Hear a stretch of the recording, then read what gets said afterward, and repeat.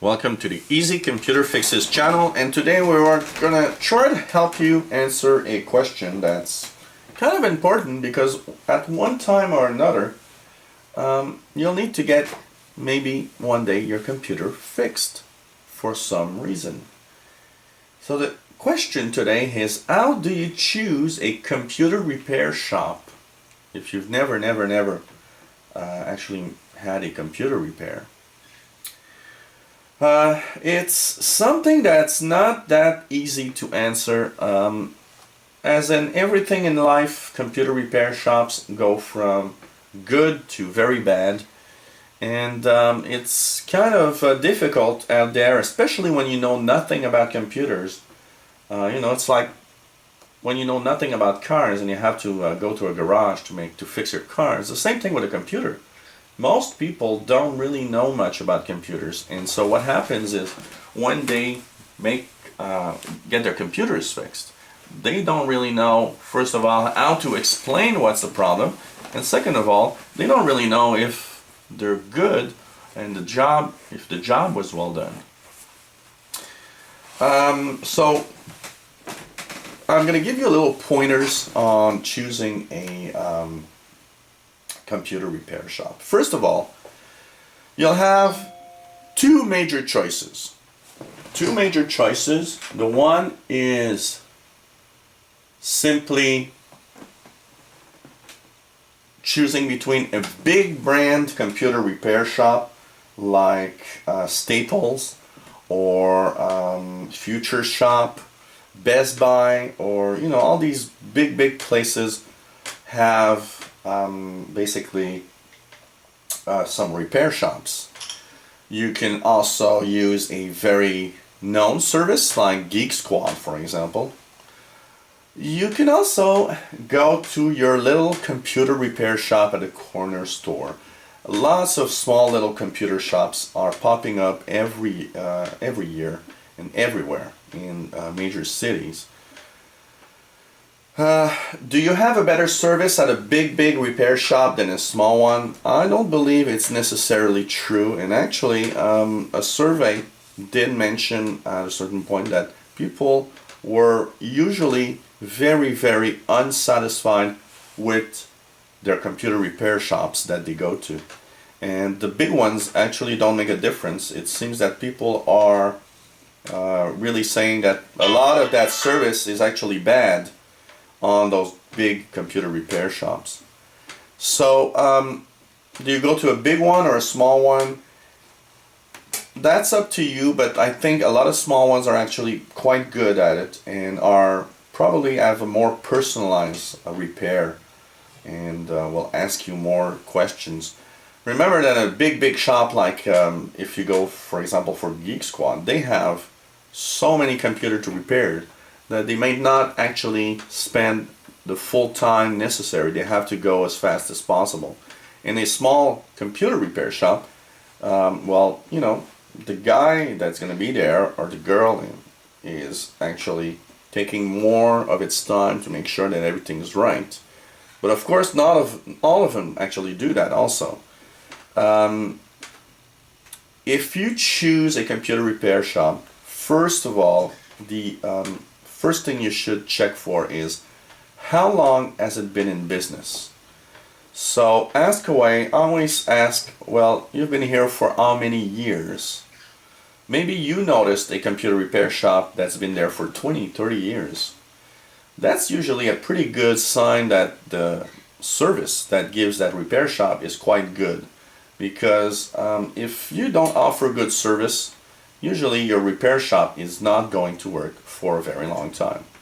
I repair computers for a living here in Montreal. I've been doing so now for 15 years. I have a service where I go to my different clients' homes.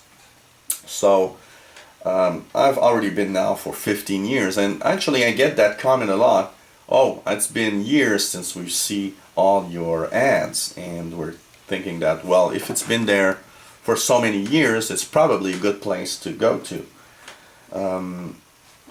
So that's the first thing. How many years you've been on in the business. If the business there for basically less than a year, I wouldn't go usually to that place. Of course, you got to give a chance to everyone, and you know when you start, and I know how it is. When I started the first year, I didn't have any clients because nobody knew who I was, and that's the big problem for small businesses. Second of all, you know, have a chat with that guy that's gonna fix your computer. You know, and follow your feel. The feel is very important, you know. When you go somewhere and basically they're gonna repair something that you own. From the start, you already have a feel if it's interesting or not. From the start, just by talking with the guy or the girl that's gonna repair, you gotta have a feel of, you know, yeah, it seems nice, seems cool, you know. That's also important. It does very often tell you from the start if you're gonna like or not the service. Ask about all the warranties. Okay, if they fix your computer, there's a warranty that comes with it. Now, I understand, and a lot of people don't understand that. There are different types of warranties. For example, your hard drive or your power supply blew out and you get it fixed. Well, when they change that power supply, it comes with a warranty. So, how long is the warranty? How long that power supply is going to be, you know, on warranty, and or hard drive, and does it include the work or the service fee? Because sometimes the problem is your hard drive fails and it breaks down after 6 months, and the tech guy says, oh well, the hard drive's free because it's still on warranty, but my fee isn't. That's something that can happen. Warranties also differ depending on what type of job. For example, if you have a virus in your computer and the tech guy cleaned it up, the problem with viruses is that they are not something that are easy to quantify. It's something that you went on the web and you clicked something or you did something wrong. So on viruses, they might say, well, I'm sorry, but there's no warranty.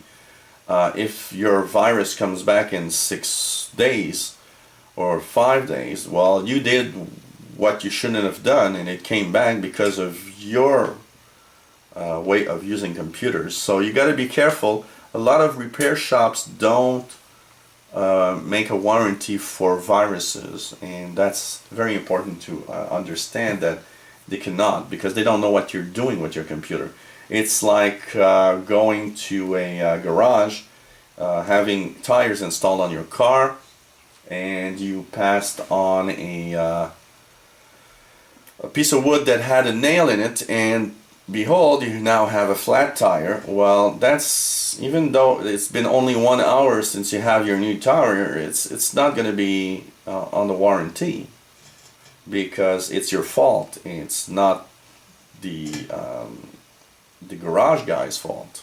In computers, there are some things like that that are a little bit more on your side than on the repair side. So for viruses, often there's not really a warranty. The other thing that you might need to check for is to make sure that they are in a location. So if you're looking for a repair shop, if you're calling up for a home service, for example, one of the interesting things that you should check is that if you call up for a home service, make sure that you know what's the physical address of the company that's going to fix your computer. That's very important, because a lot of repair guys actually will put their ads, put a phone number, but not necessarily give out an address of where they are physically located. And that's important, because if the repair guy takes your cash and didn't do anything, and you need to find that repair guy again, well, if you don't have a physical address, you might have difficulty retracing that person. So that's something to look for. having a shop with a physical address.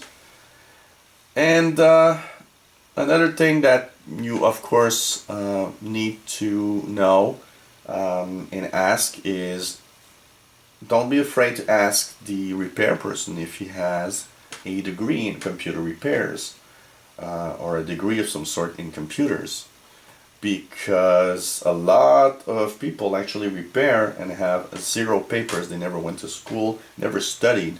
They learned on their own. And here the problem is that a lot of people that learn on their own are really good, and that I can actually say I've seen some guys that really are excellent on computer repairs and on knowledge of computers, even though they never went to school studying computers. But you know, having someone that actually went to school, that got a diploma of some sort in computers, is of course something that can be quite interesting. That's something to look for. And basically always make sure for the pricing. A lot of problems here go with the pricing. Remember that if somebody tells you a fixed price before he repairs your computer, you cannot change that price unless he calls you up and says, okay, we've run into a problem that I didn't expect, and now your computer is going to be this price in repair instead of this. That's very important. He needs to call you up. You cannot, say, okay, it's going to be $100, and when you go and get your computer, it says, well, it's $225 because we had to change this and that. It doesn't work like that, and the person really has to call you up and let you know that there's a difference in the pricing. Pricing is very diversified depending on who you choose. Basically, don't go too low. People that charge $20 an hour are usually not very good at computer repairs, I must say. And at $20 an hour, if you have to fix the computer of it might look big, because a lot of people don't understand that if you own your own computer repair shop, remember that $20 an hour when you work for someone is a nice salary. $20 an hour when you have your own computer repair shop is nothing, because you have to pay a lot. There's a lot of spending going on when you have your own company. So at $20 an hour in a year, you're going to notice that probably that person isn't there anymore or doesn't do any repairs. Why? Because it didn't make enough money. So you cannot expect to pay $20 an hour for a repair guy. A good repair guy will usually go anywhere from $50 to $70 an hour. That's very important to understand. There's a lot of spending going on. If he goes to your home, he's got to pay the gas and the repair of his car that goes with the computer repair. He's got to pay his shop where he has all the computers and the tools and the stuff. And of course, he's got to pay also for his continuous knowledge. That's another thing here. A computer repair guy is like a doctor, needs to be all of the time refreshing and having more knowledge. You have to learn new stuff every year, every month, every day, to make sure that you're up to date with technology. Technology is really going at a very fast pace. So check all of that. Make sure that the computer repair shop where you'll bring your computer, or if you have someone come over, is there for many years. Of course, don't go back to a place where you weren't happy. That's the other thing. If you're not happy with something, a lot of people tend to actually go back to places where they weren't really happy, but hey, it's that close place where they live. Don't actually do that. If you're not happy with what you had as a repair, then it might be a good idea to go somewhere else. So don't forget all of these little tips. ask questions. Don't be afraid to ask questions, and make sure that you have a invoice, a sales invoice, once it's repaired, for several reasons. First of all, if you changed some parts in your computer, while having an invoice shows that you have done, they have done this and this work. And if something comes up or you have to complain about it, having an invoice is going to help you complain. If you don't have any invoice, well, the computer repair guy can say, well, no, I've never done that, or I never went to that place. And you really don't have any proof that you went to your place because you don't have an invoice.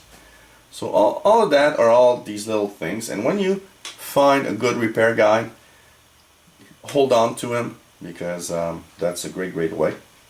And one last tip.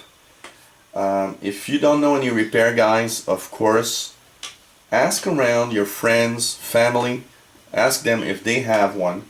I think a referral is always a good way of really getting a good tech guy. I actually have so many referrals. I have a lot of clients that will talk about me to their friends and family because they really like my service. And so this is a great way to get new clients, and it's a great way for anyone that doesn't know much about computers to get a good tech guy. So that's really interesting also. Ask your friends, family, if you don't know where to get a tech guy. And if you really can't find anyone, then don't be afraid to look around.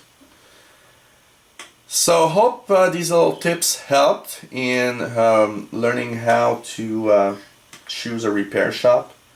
And hopefully you will get a great tech guy to help you when computers fail.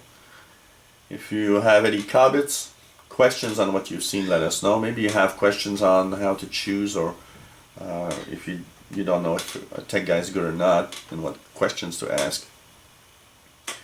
Or talk about your own experience with tech guys and how it went, and how you got your tech guy maybe.